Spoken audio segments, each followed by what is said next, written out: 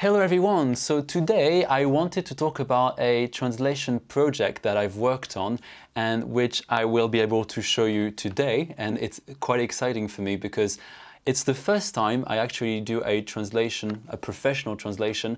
I did study translation at university, but I've never really sort of practiced it, in real life, if I may say. Before I show you what I've translated, which I've got here in my hands, I just want to give a bit of sort of background as to why I was able to translate this thing that I've got in my hands. So essentially what I did when I was at university is that I did a BA in English and I studied grammar, history, phonology, as well as translation.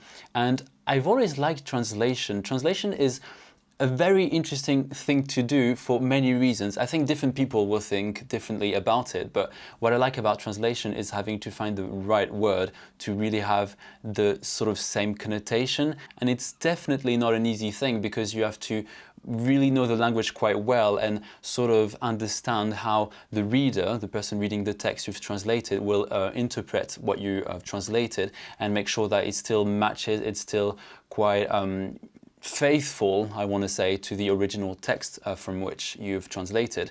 And this is definitely something that I like to do, finding the right word with the right idea, with the right effect, atmosphere, all that kind of stuff.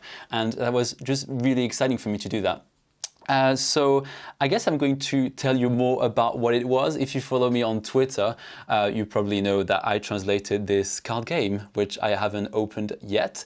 This card game is called Language Guardians, and it comes from Matthew from languagecardgames.com. I will put links in the description box below. And this is the draft of the translations. I just need to proofread it, make sure there isn't anything that needs to change. But I feel quite proud. I feel like it's a little bit my baby, sort of. I mean, it's not my card game, but it's my translation, so it's still very exciting. I mean, the first time is always sort of special, right?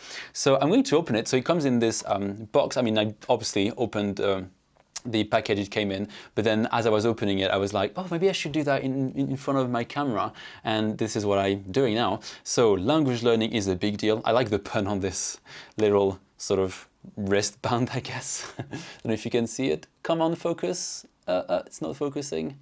Let me try again, like this. Here we go. Yeah, I don't know. I just think that's a funny pun. I like puns. So I'm going to try to open it without making a mess, hopefully. I should probably use some scissors. Hold on a second. Here they are. So let's try not to ruin the game, shall we?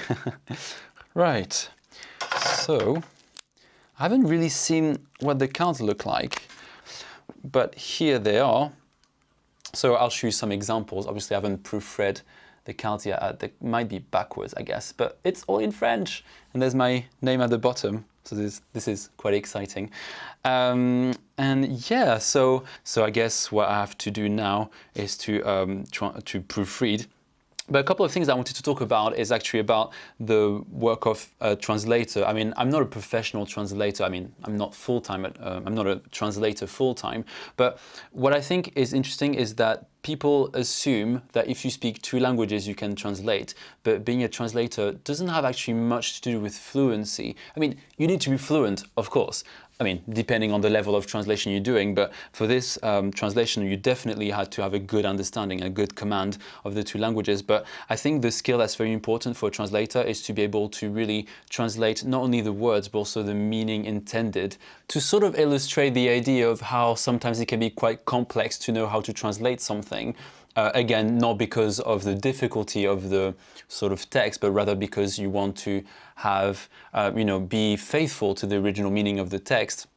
Well, the example in English, what I had to translate was, when we get bored, we play with worlds. Obviously, there was a pun with worlds and words.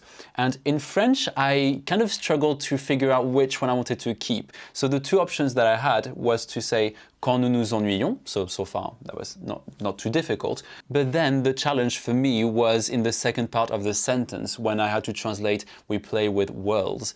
And in French, I had two options. So the first one was to say, nous faisons des jeux de monde, coming from the phrase, nous faisons des jeux de mots. And the other option that I thought of, which I kept for the final version, was nous jouons avec les mondes, because in French you can also say nous jouons avec les mots. And it was really difficult to know which one was better because they are the same thing, they mean the same thing really, but so it can be little details that can make you go for one and not the other, which can just be just the sound of it, just the rhythm of the sentence, the number of words, and it's kind of, I find it hard sometimes to know exactly which one is better really. But I decided to go with this one because I have a friend that also proofread my translation, and she was like, yeah, go for that option.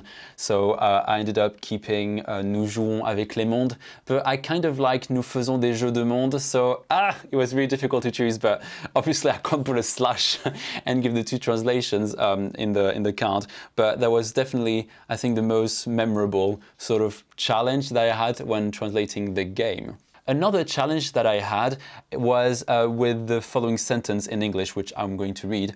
It is said that those of the fire tribe live with a fire in their bellies, a fire for war. And this phrase was kind of difficult to translate because you couldn't really translate word by word, in my opinion. I didn't feel like that worked. But I still had to keep this idea of fire because it still works, you know, the idea of fire and war sort of makes sense in French. So I really wanted to stick to the idea, and I wanted to be as faithful as possible to the text. So what I decided to use in the end was on dit que les membres de la tribu du feu vivent avec une flamme au creux de l'estomac, la flamme de la guerre. And to me, I did feel like that worked, and my friend thought that it was actually a sort of beautiful way to put it. I don't think I could have done better. I mean, I'm happy with the translation anyway, but I thought that was the only sort of way of translating the English which worked and still made it a bit like mythological, which was the spirit, which is the spirit of the game in general. It's quite mythological.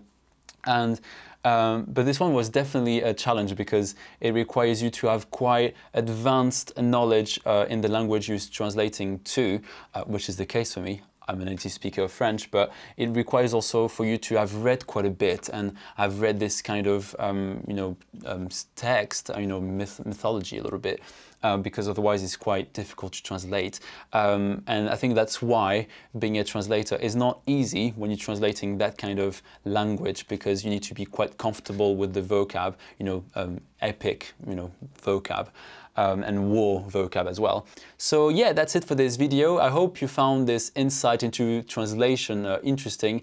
If you're interested in buying the game, I would recommend to go to Matt's website to check out what he has. He has other card games. And also you can check out the review I did for this card game, which will explain to you how it works and what I thought about it. And I will see you later, and bye!